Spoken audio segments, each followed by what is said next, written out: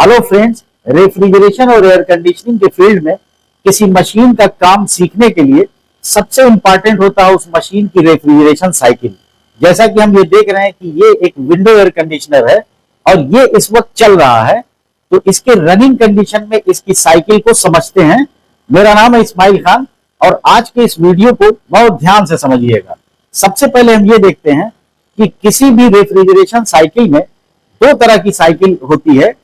Generally vapour compression system ज्यादा इस्तेमाल होता है और बहुत पहले वेपर एब्जॉर्प्शन सिस्टम भी इस्तेमाल होता था, लेकिन ये मशीन वेपर कंप्रेशन सिस्टम पर काम कर रही है और इस सिस्टम में कई तरह के कंप्रेशर भी इस्तेमाल होते हैं, पर यहां पर ये एक रोटरी कंप्रेशर है। तो इस मशीन की रेफ्रिजरेशन साइकिल किस तरह से काम कर रही है इसको समझते हैं। इसके लिए आप ये देखें, ये इस कंप्रेशर की डिस्चार्ज लाइन है।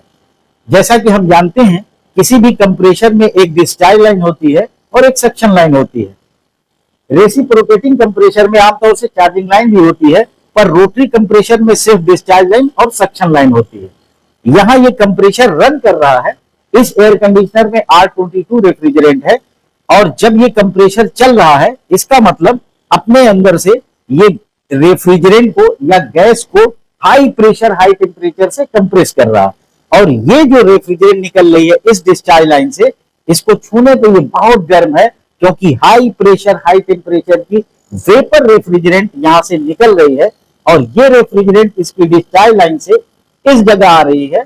डिस्चार्ज लाइन जब कंडेंसर में जा रही है तो यहां पर आप देख रहे हैं कि ये दो हिस्से में डिवाइड हो रही है, यानी ये कंडेंसर दो हिस्से में है।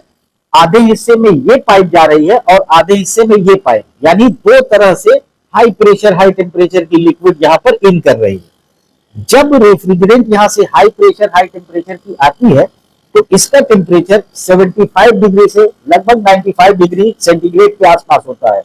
पर जब ये यहां अंदर आती है तो यहां पर यही हाई प्रेशर हाई टेम्परेचर की वेपर रेफ्रिजरेंट इस कंडेंसर से गुजरती है और कंडेंसर बहुत ज्यादा हीट होता है, जैसा कि यहां महसूस हो रहा है। लेकिन यहां पर इस कंडेंसर को ठंडा करने के लिए इस जगह एक फैन लगा हुआ है, जो कि बाहर से एम्बिएंट टेम्परेचर यानी नॉर्मल टेम्परेचर की हवा को अपने अंदर लेता है और इस हवा को जब ये यहां से बाहर निकालता है तो 75 से 95 डिग्री सेंटीग्रेड की जो रेफ्रिजरेंट है वो इस आने वाली हवा के गुजरने की वजह से उसका टेम्परेचर डाउन होता रहता है। और इस तरह से डाउन होता है कि कुछ दूर तक तो ये 50 डिग्री सेंटीग्रेड के आसपास रहता है, फिर एक वक्त आता है कि ये 40 डिग्री सेंटीग्रेड के आसपास आता है। पर इस टेम्परेचर के गिरने की वजह से जो यहां से हाई प्रेशर हाई टेम्परेचर की वेपर आ रही थी, वो आखिर में जब यहां से निकल रही होती है रेफ्रिजरेंट, तो वो लिक्विड में चेंज हो जाती है। लगभग 80 से 90% ये लिक्विड में चेंज हो जाती है। थोड़ी बहुत वेपर रहती है जो आगे साइकिल में चली जाती है। तो जैसा कि हम ये देख रहे हैं कि यहां से हाई प्रेशर हाई टेम्परेचर की वेपर रेफ्रिजरेंट इसमें इनकी, जिसका टेम्परेचर 75 से 95 डिग्री सेंटीग्रेड था। पर जब ये निकल रही होती है तो निकलते वक्त ये हमारी इस जगह जो पाइप आ रही है इस कंडेंसर से, ये लिक्विड लाइन है, क्योंकि यहां से लिक्विड ही आती है। जहां से हाई प्रेशर हाई टेम्परेचर की लिक्विड रेफ्रिजरेंट आती है जिसका टेम्परेचर 40 डिग्री सेंटीग्रेड के आसपास होता है, और फिर ये लिक्विड चली जाती है फिल्टर में।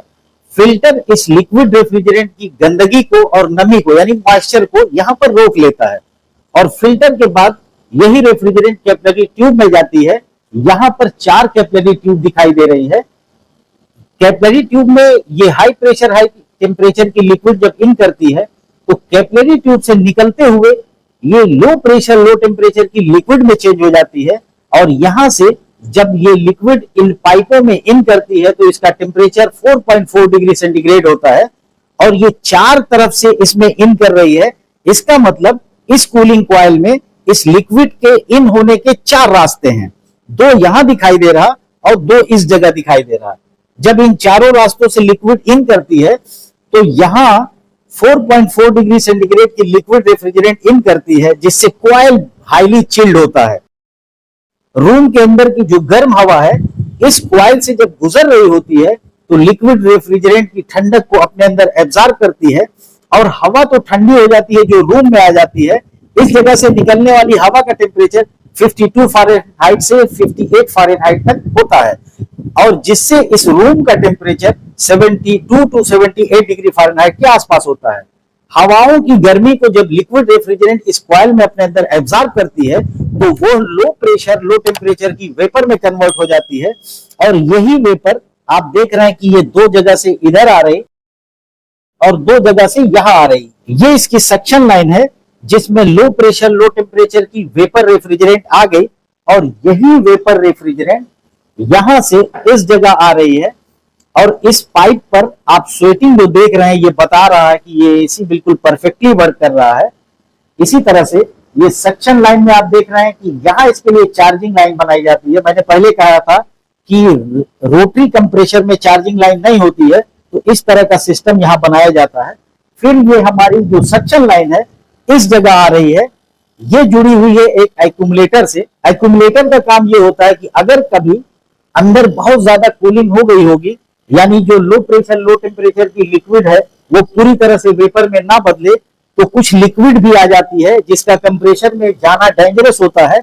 ऐसा ना हो इसके लिए ये एक्यूमुलेटर लगाया जाता है, जो कि यहाँ पर लो प्रेशर लो टेम्परेचर की वेपर को तो अंदर जाने देता है, पर लिक्विड को यहाँ अपने अंदर स्टोर कर लेता है। तो इस तरह से कंप्रेसर के अंदर लो प्रेशर लो टेम्परेचर की वेपर ही जा पाती है। इस पूरी रेफ्रिजरेशन साइकिल के जो मेन पार्ट होते हैं वो ये कंप्रेसर है, यहाँ कंडेंसर है, और आपने ये देखा एक फिल्टर, ये इसका फिल्टर है, ये इसकी कैपिलरी ट्यूब है, और ये इसका कूलिंग कॉइल है। यहाँ कूलिंग कॉइल से जब स्वेटिंग होती है तो जो पानी इसका बनता आप देख रहे हैं यहाँ पानी इसमें स्टोर है।